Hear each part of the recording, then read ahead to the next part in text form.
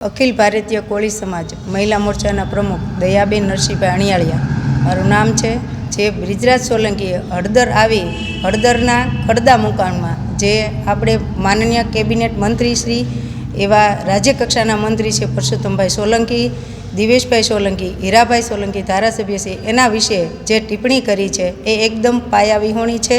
બ્રિજરાજ સોલંકીને હું કહેવા માગું છું કે ભાઈ જે સમાજના ભાગલા પડવાનું રહેવા દો, સમાજના હિતલક્ષી જેને પોતાની જાત ઘસીને અને કાર્ય જે સમાજનો ઉદ્ધાન કર્યો છે, સમાજનું હિત ઈચ્છનારા છે, કોઈ દિવસ એના વિશે સમાજ વિશે કોઈ દિવસ ક્યાંય પણ અડધી રાતે જરૂર પડે તો તે હર હંમેશ સાથ આપે છે સમાજનો।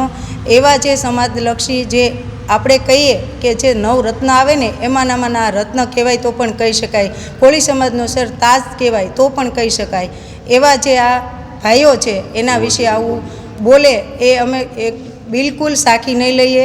હું મહિલા મોરચાના બોટાદ જિલ્લાના અધ્યક્ષ કોળી સમાજના લીધે અખિલ ભારતીય કોળી સમાજના મહિલા મોરચાના અધ્યક્ષ તરીકે જે કહું છું કે આ એક પાયાવિહોણી તદ્દન ખોટી વાત છે। અને જે બાવળિયા સાહેબ વિશે તમે ભરી સભામાં બ્રિજરાજ સોલંકીને હું કહેવા માગું છું કે જે તમે પડકાર ફેંકો છે અને જે ટિપ્પણી કીધી છે એક અભદ્ર ટિપ્પણી તમને શોભતી નથી।